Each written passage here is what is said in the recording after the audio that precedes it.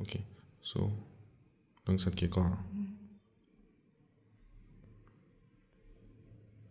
나부 파우브라 하이비로. 나한테 거. 계속 강대 거. 그냥 징바이 필링 엄디 락브라.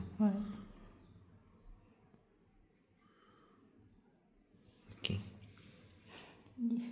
yang betul tu. Hidung sopoga. Okay.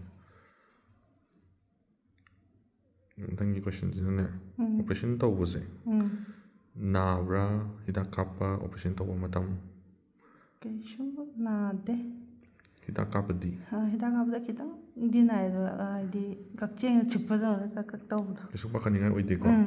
Di operation tau matam dadi. Hoi. Itu si nabra. Na de. After operation yum dali matam dadi. Kesu dum na de.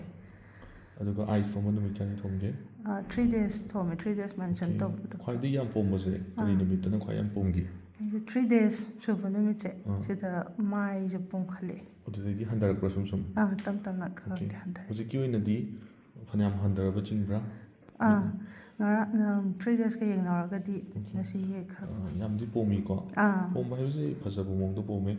So final result di let's say roughly 3 months ko hire ne ko. But next week phau phanyam handar ani ko. Sum pharakani. So hose phau gi di out of 10 da nang kyam phai na khali.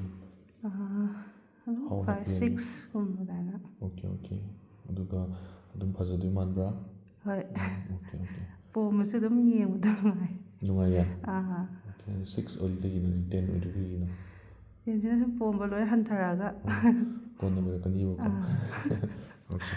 Mit am tang pang kam tem ting. Pang. Inshallah.